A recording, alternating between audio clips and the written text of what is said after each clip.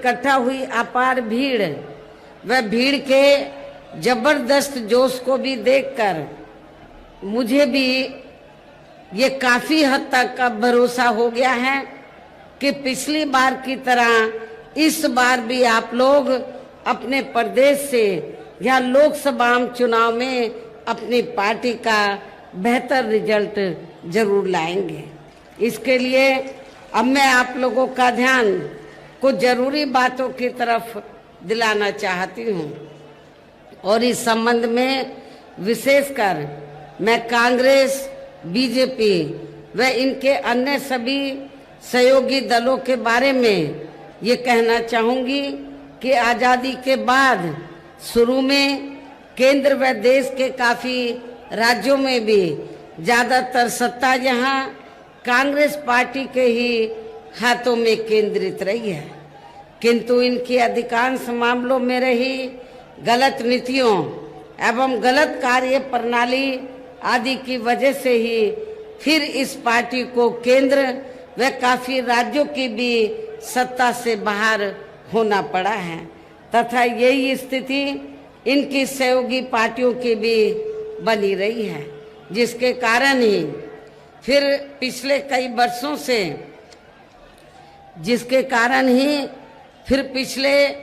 वर्षों से भारतीय जनता पार्टी व इनके सहयोगी दल केंद्र एवं काफी राज्यों की भी सत्ता में काबिज हो गए हैं, लेकिन इनकी भी ज्यादातर रही जातिवादी, पूंजीवादी, संकीर्ण, सांप्रदायिक व द्वेषपूर्ण नीतियों एवं कार्य प्रणाली आदि से तथा इनकी कथनी व करनी में भी काफी अंतर होने की वजह से अब ऐसा लगता है इस बार ये भारतीय जनता पार्टी भी केंद्र की सत्ता में आसानी से वापस आने वाली नहीं है, बशर्ते यदि ये चुनाव इस बार फ्री एंड फेयर होता है तथा आम चर्चा के मुताबिक वोटिंग मशीनों में भी कोई गड़बड़ी आदि नहीं की जाती है और वैसे भी इस बार चुनाव में इनकी कोई भी पुरानी व नई चल रही नाटकबाजी, किस्म किस्म की नई ये नाटकबाजी करते रहते हैं। नई चल रही नाटकबाजी, जुमलेबाजी व गारंटी आदि काम में आने वाली नहीं है, क्योंकि अब देश की जनता काफी हद तक इस बात को समझ चुकी है कि इनकी पार्टी ने अब तक देश के विशेषकर गरीबों, कमजोर तबकों, मध्यम वर्गों एवं अन्य मेहनतकश लोगों को जो इन्हें अच्छे दिन दिखाने के असंख्य प्रलोभन भरे वायदे किए हैं तथा अनेकों हवाई व कागजी गारंटी भी दी है, तो उनका जमीनी हकीकत में अभी तक भी इन्होंने लगभग 1/4 हिस्सा भी कार्य पूरा नहीं किया है। आप लोगों को मालूम है जब पिछली बार लोकसभा का आम चुनाव हुआ था और उससे पहले भी लोकसभा के हुए आम चुनाव में भारतीय जनता पार्टी ने ये कहा था कि जब बीजेपी केंद्र की सत्ता में आ जाएगी तो फिर पूरे देश में जो गरीब लोग हैं, बेरोजगार लोग हैं, तो उनके खातों में 25-25 लाख रुपए भेजे जाएंगे। लेकिन मैंने पहले भी आपको कई बार कहा, आज फिर मैं आपको बता देना चाहती हूँ, तो बीजेपी की सरकार ने, आप जितने लोग इधर बैठे या खड़े हैं, आप बताओ कितने गरीब और मजदूरों के खाते में 1 लाख भी रुपया आया है? मैं समझती हूँ 1 लाख रुपया नहीं आया है। और अब बीजेपी ने भी सत्ता में आने के बाद जो भी चुनाव के दौरान उन्होंने वायदे किए थे, तो उसका इन्होंने लगभग 1/4 हिस्सा भी कार्य पूरा नहीं किया है, बल्कि इनके स्थान पर इनका ज्यादातर समय व ताकत भी यहाँ इनके अपने चहेते रहे बड़े बड़े पूंजीपतियों एवं धन्ना सेठों को ही ज्यादा से ज्यादा माला माल व धनवान आदि बनाने में तथा उन्हें हर स्तर पर छूट देने व बचाने आदि में ही लगी रही हैं, जिनके अधिकांश आर्थिक सहयोग से ही ये पार्टी व अन्य पार्टियां भी अपना संगठन चलाती हैं तथा चुनाव आदि भी लड़ाती हैं, जिसका काफी कुछ खुलासा बॉन्ड की आई रिपोर्ट से भी हो जाता है। इसके साथ ही अब ऐसा लगता है कि कांग्रेस पार्टी की तरह ही बीजेपी ने भी केंद्र की तमाम सरकारी जांच एजेंसियों का ज्यादातर राजनीतिकरण ही कर दिया है। इसके अलावा देश के किसान वर्ग भी वर्तमान बीजेपी की सरकार में शुरू से ही अपनी विभिन्न समस्याओं को लेकर काफी ज्यादा दुखी व परेशान रहे हैं और अभी भी है, जबकि यूपी में 4 बार हमारी पार्टी की रही सरकार ने इनके हितों का भी हर स्तर पर विशेष ध्यान रखा है। आप लोगों को ये मालूम है कि जब मेरे नेतृत्व में यूपी में जब भी सरकार बनी तो हमारी पार्टी की सरकार ने तो किसानों के हर मामले में किसानों के हितों का पूरा ध्यान रखा है। आपके पीलीभीत, शाहजहांपुर आदि क्षेत्र में तो किसान भाई काफी खेती करते हैं, इन्हें खेती के लिए पूरी सुविधा नहीं मिलती थी, लेकिन मेरी हुकूमत में इनको सुविधा मिली और गन्ना किसानों को भी इनको मेरी सरकार में पहली बार उचित दाम दिया गया, जो आज तक पूर्व में रही या वर्तमान में चल रही कि बीजेपी की सरकार ने भी उनको गन्ने के दाम उचित नहीं दिए हैं, बढ़ा के नहीं दिए हैं। इतना ही नहीं बल्कि केंद्र में पूर्व की रही कांग्रेसी सरकार की तरह ही वर्तमान भाजपा सरकार में भी इनकी जातिवादी, हीन, सांप्रदायिक एवं पूंजीवादी सोच व नीतियों के चलते ही पूरे देश में सर्व समाज में से खासकर गरीबों, दलितों, आदिवासियों, पिछड़े वर्गों, मुस्लिम एवं अन्य धार्मिक अल्पसंख्यक समाज के लोगों का भी पूर्ण रूप से विकास व उत्थान आदि नहीं हो सका है। और इस संदर्भ में वैसे आप लोगों को ये मालूम है कि पूरे देश में यहाँ दलितों, आदिवासियों एवं अन्य पिछड़े वर्गों का सरकारी नौकरियों में वर्षों से अधूरा पड़ा आरक्षण का कोटा भी अभी तक पूरा नहीं भरा गया है। विशेषकर एससी व एसटी वर्गों के सरकारी कर्मचारियों का पदोन्नति में आरक्षण भी अब काफी हद तक प्रभावहीन ही बना दिया गया है। साथ ही केंद्र व राज्यों में भी विरोधी पार्टियों की रही सरकारों में इन सभी वर्गों को प्राइवेट सेक्टर में आरक्षण दिए जाने की व्यवस्था किए बिना ही इनकी सरकारों के ज्यादातर सरकारी कार्य अब प्राइवेट सेक्टर के जरिए ही इनके बड़े बड़े पूंजीपतियों व धन्ना सेठों आदि को ही दिए जाने के कारण अब इनको पूरे देश में आरक्षण का बहुत कम ही लाभ मिल पा रहा है। इसी प्रकार इनका अन्य और मामलों में भी शोषण व उत्पीड़न आदि होना अभी तक भी बंद नहीं हुआ है। इनके साथ साथ मुस्लिम व अन्य धार्मिक अल्पसंख्यक समाज के लोगों की भी हालत हर स्तर पर यह काफी ज्यादा खराब व दयनीय ही बनी हुई है, जिसका काफी कुछ खुलासा सच्चर कमेटी की रिपोर्ट में भी किया गया है। इतना ही नहीं बल्कि पिछले कुछ वर्षों से केंद्र व अधिकांश राज्यों में भी बीजेपी व आरएसएस की सरकारों के चलते हुए अब इनका विकास व उत्थान आदि होना भी लगभग बंदशाई हो गया है। आए दिन इन पर खासकर हिंदुत्व की आड़ में हो रही, धर्म की आड़ में और उसमें भी खासकर हिंदुत्व की आड़ में हो रही जुल्म जाति भी यहाँ काफी ज्यादा चरम सीमा पर पहुंच चुकी है। इनके साथ साथ अपर कास्ट समाज में से विशेषकर गरीब लोगों की भी हालत हमें कोई खास अच्छी नजर नहीं आती है। इनकी गलत कृषि नीतियों के कारण ही किसान वर्ग भी आए दिन आंदोलित ही रहता है। साथ ही इनके गलत आर्थिक नीतियों की वजह से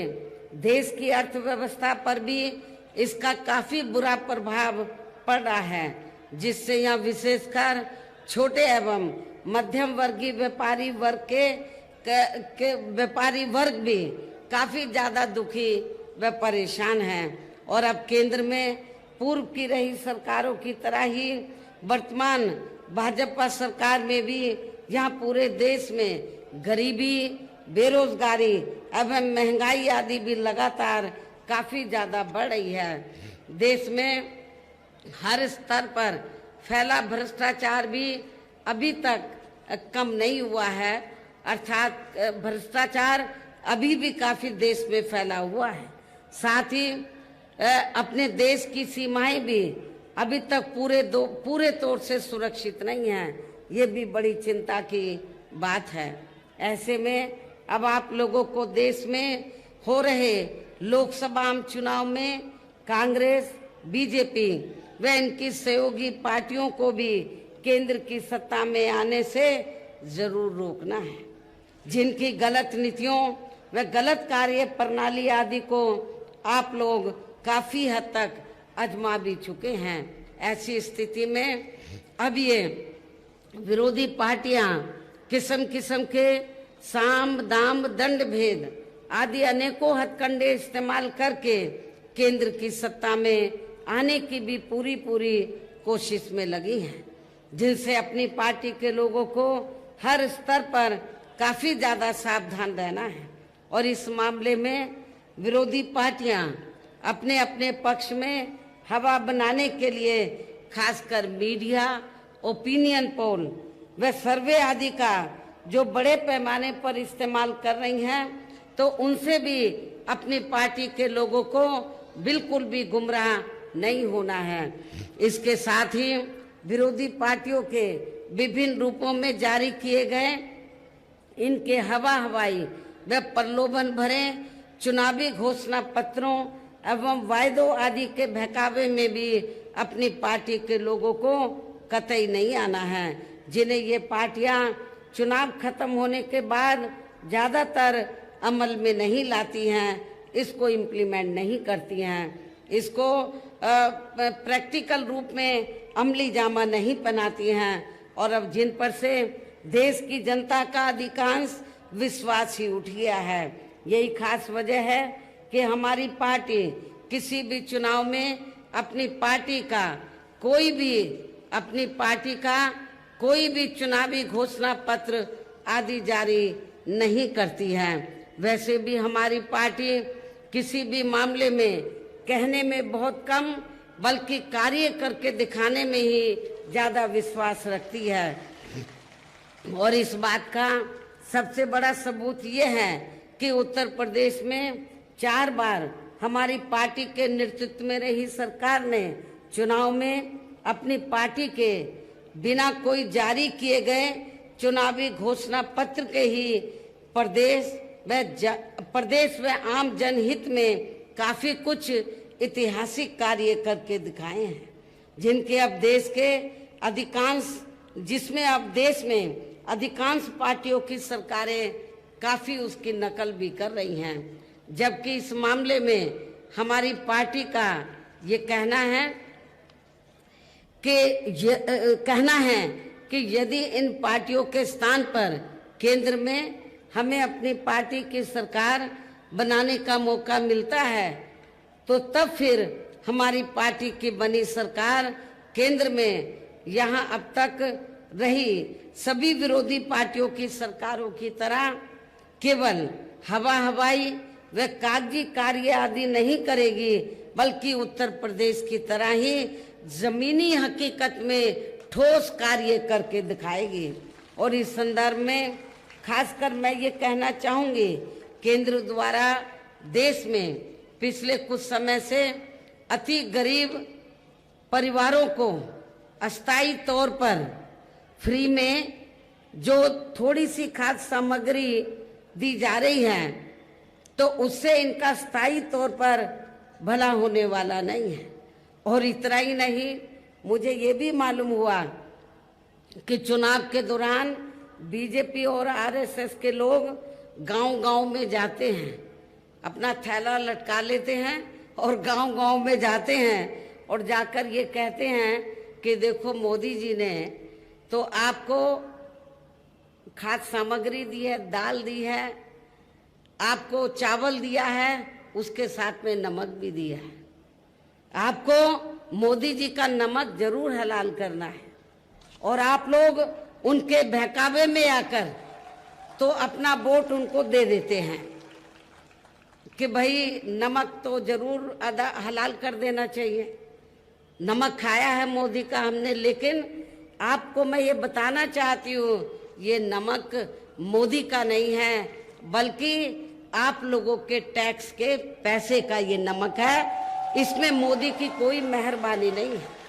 पूरे देश में जो जनता टैक्स देती है, उस टैक्स के पैसे से आप लोगों को ये नमक या दाल, चावल या आटा आदि दिया जाता है। ये कोई इनकी मेहरबानी नहीं है, ये आप लोगों का अपना टैक्स का पैसा है। इसलिए आप लोगों को कतई भी गुमराह नहीं होना है। वैसे भी इनकी ये जो थोड़ा खाद्य सामग्री दे दी, दाल चावल दे दिया, तो इससे आपकी जो समस्या है तो उसका ये स्थायी हल होने वाला नहीं है। और वैसे भी इनकी ये जटिल समस्या देश में हर हाथ को काम देने से ही केवल दूर हो सकती है, जिसकी तरफ हमारी पार्टी की बनी सरकार विशेष ध्यान देगी। साथ ही देश में पिछले काफी वर्षों से आए दिन बढ़ रही गरीबी, बेरोजगारी व महंगाई आदि से भी जनता बहुत ज्यादा दुखी व परेशान है, जिसे भी आर्थिक नीतियों में तब्दीली करके जरूर दूर किया जाएगा। धर्म की भी आड़ में, हिंदुत्व की भी आड़ में पिछले कुछ वर्षों से खासकर मुस्लिम समाज के लोगों का द्वेष की भावना से जो इनका काफी ज्यादा शोषण व उत्पीड़न आदि किया जा रहा है, तो इसे भी जरूर रोका जाएगा। और ये सब हमने अपनी यूपी की रही सरकार में काफी कुछ करके भी दिखाया है। इसके अलावा हमने यूपी में सर्व समाज में से गरीब एवं बेरोजगार लोगों को बेरोजगारी भत्ता आदि न देकर बड़ी तादाद में उन्हें रोटी रोजी के साधन भी उपलब्ध कराए हैं। जो अब ये कार्य भी अधिकांश ठंडे बस्ते में ही पड़े हैं, जिनको फिर सरकार बनने पर प्राथमिकता दी जाएगी। कहने का तात्पर्य ये है कि देश में इस समय हो रहे लोकसभा आम चुनाव में विरोधी पार्टियों के जारी किए गए उनके हवाई व प्रलोभन भरे चुनावी घोषणा पत्रों आदि के बहकावे में अब यहाँ खासकर देश के अति गरीबों, मजदूरों, बेरोजगारों एवं अन्य जरूरतमंद लोगों को बिल्कुल भी नहीं आना है। और अब इन्हें ऐसी सभी विरोधी पार्टियों को हर हालत में केंद्र की सत्ता में आने से जरूर रोकना है, जिनकी कथनी व करनी में काफी अंतर रहा है तथा जिन्हें ये लोग वर्षों से काफी आजमा भी चुके हैं। ऐसे में अब मेरा यही कहना है कि आप लोगों को अपने खुद के व अपने प्रदेश एवं देश के भी हित में अपने वोटों को यहाँ कांग्रेस, बीजेपी व अन्य विरोधी पार्टियों को न देकर केवल अपनी एकमात्र हितैषी पार्टी बहुजन समाज पार्टी को ही देना है। जो ये पार्टी उत्तर प्रदेश की तरह ही केंद्र में भी अपनी पार्टी की सरकार बनने पर फिर पूरे देश में यहाँ अपनी पार्टी की सर्वजन हिताय व सर्वजन सुखाय की नीतियों पर आधारित सरकार चलाएगी। इसके साथ साथ केंद्र से जुड़ी आपके क्षेत्र की जो भी यहाँ स्थानीय समस्याएं होंगी तो उन्हें भी फिर जरूर दूर करने का हर संभव पूरा प्रयास किया जाएगा। इसके साथ ही यहाँ गरीबों, मजदूरों, बेरोजगारों, कर्मचारियों, किसानों, छोटे व्यापारियों एवं अन्य मेहनतकश लोगों के हितों का भी विशेष ध्यान रखा जाएगा। सर्व समाज में से खासकर दलितों, आदिवासियों, पिछड़े वर्गों, मुस्लिम व अन्य धार्मिक अल्पसंख्यक समाज के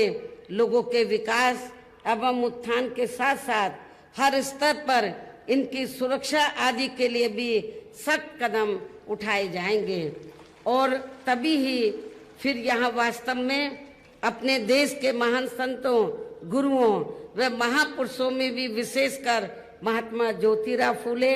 श्री छत्रपति शाहू जी महाराज, श्री नारायण गुरु, बाबा साहब डॉक्टर भीमराव अंबेडकर एवं मान्यवर श्री कांशीराम जी आदि का अधूरा सपना जरूर साकार हो सकता है, जिनको यूपी में हमारी पार्टी की रही सरकार द्वारा हर स्तर पर पूरा आदर सम्मान दिया गया है। इन्हीं खास बातों के साथ ही अब मेरा देश व आपके स्टेट के भी हित में, आपके क्षेत्र के भी हित में यही कहना है कि हमारी पार्टी ने आपके पीलीभीत लोकसभा की सीट से श्री अनीस अहमद खां उर्फ फूल बाबू को, तो मैं ज़्यादातर इनको फूल बाबू ही बोलती रहती हूँ। पीलीभीत लोकसभा की सीट से श्री अनीस अहमद खां उर्फ फूल बाबू को, शाहजहाँपुर जो सुरक्षित लोकसभा की सीट है यहाँ से डॉक्टर दोदराम वर्मा को, और इसके साथ ही यहाँ पर आपके शाहजहाँपुर में एक ददरोल जो विधानसभा की सीट है वहाँ पे बाई इलेक्शन हो रहा है, उस सीट पर हमने सर्वेश चंद्र मिश्रा को उर्फ धांधू के नाम से वो फेमस हैं, तो इनको चुनाव के मैदान में उतारा है। जो यहाँ आपके सामने